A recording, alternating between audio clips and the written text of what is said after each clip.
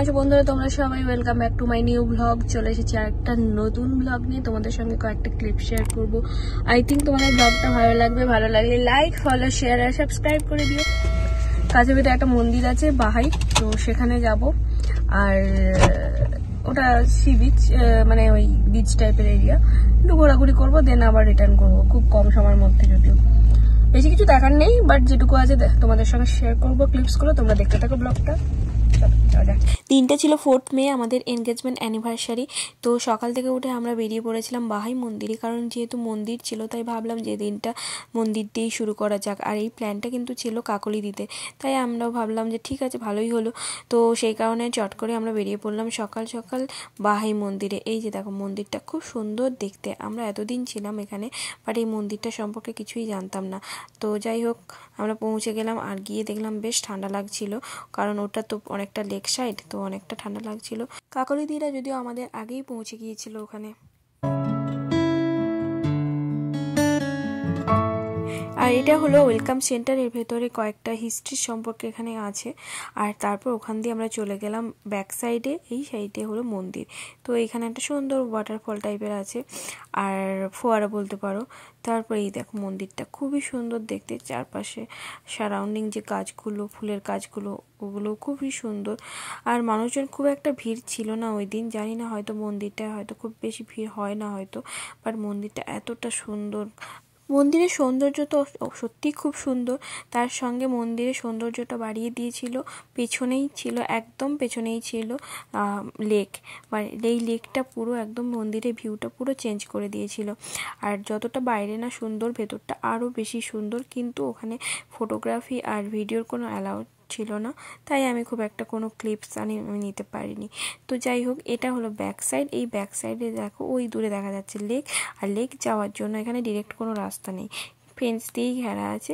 But এখানে চারপাশে এত সুন্দর করে সাজিয়ে রেখেছে জায়গাটা, ফোয়ারা থেকে শুরু করে এত সুন্দর গাছপালা, এত কটা ফুলের গাছ দিয়ে সাজিয়ে রেখেছে যে আমরা লেগে যাওয়ার কথা আর ভাবতেই পারিনি। এখানেই আমাদের অনেকটা সময় কেটে গিয়েছিল।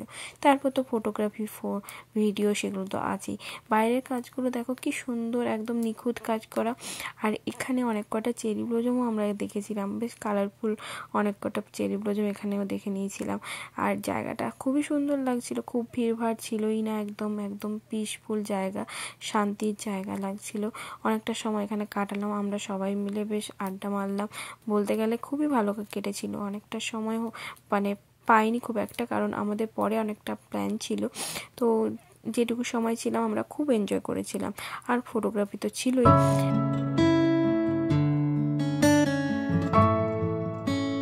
তো ভিউটা আমাদের স্পেশাল ডেটা পুরোপুরিভাবে পূর্ণ করে দিয়েছিল। এতটাই সুন্দর লেগেছিল আর দিনটা এতটাই ভালো কেটেছিল। জায়গাটা সত্যি খুব সুন্দর। আমাদের কত ফটো সেশন হলো, আর আমরা এখানে ঘুরলাম। এবার আমরা বেরোবো, যাবো আরেকটা মন্দিরে। আমাদের সময় হলে যাবো, আর না হলে আমরা তো পরে করবো। আমরা এখন হনুমান মন্দির যাচ্ছি। আমাদের গাড়িতে আজকে কাকলি দিয়ে আছে, আর আমরা হনুমান, ওর পেছনে গাড়িতে সুদীপরা আসছে। আর হনুমান মন্দিরে যাব আজকে। দেখা যাক কি আছে, মনে হচ্ছে প্রসাদ আছে হয়তো, সেই উদ্দেশ্যে যাচ্ছি আমরা। জীবন হচ্ছে 8 সালের জীবন।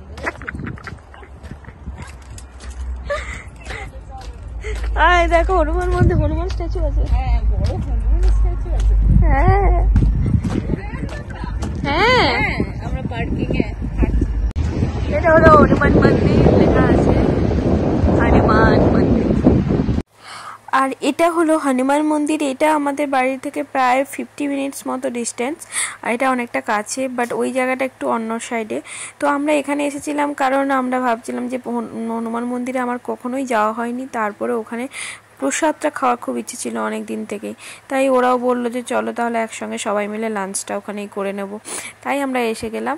আর এই হনুমান মন্দিরটা এতটাই বড়, দেখলাম যে অনেক কটাই এখানে ঠাকুর আছে।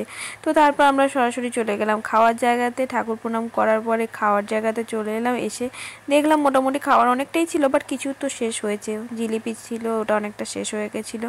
তারপর ওই কি বলে ওটাকে, সম্বর টাইপের ছিল, তারপরে কারি টাইপের ছিল, রাইস ছিল, তারপর ওই পরোটা ছিল, অনেক কিছুই ছিল। যাই হোক, খাওয়া দাওয়া শেষ হলো। তারপরে দেখলাম আমাদের ওখানে মন্দিরের পাশ মানে ভেতরেই একটা ইভেন্ট চলছিল।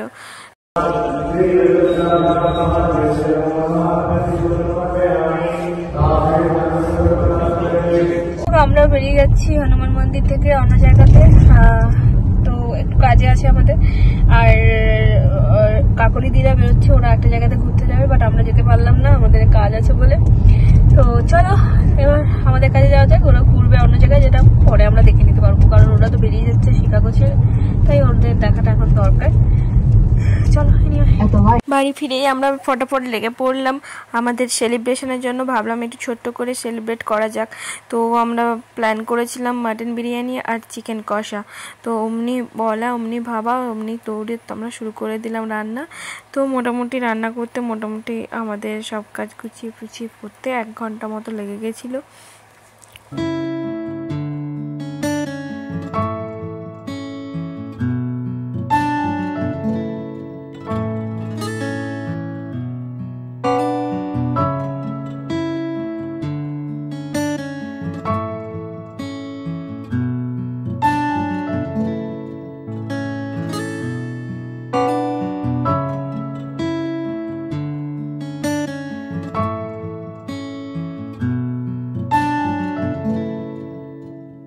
তো আমাদের আজকে সেলিব্রেশনের জন্য আমরা পুরো প্রিপেয়ার হয়ে গেছি।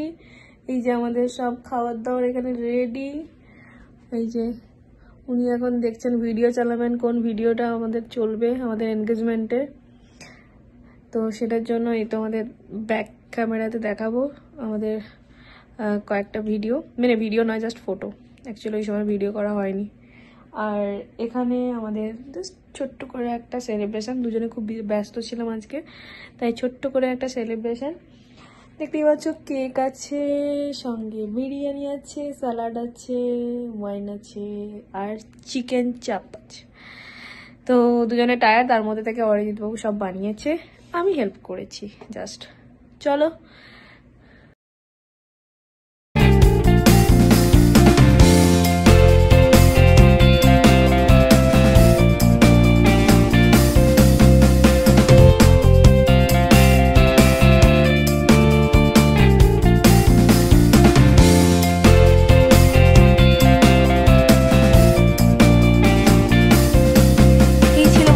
আমাদের সেলিব্রেশন, এনগেজমেন্ট অ্যানিভার্সারি ভালোই কাটলো।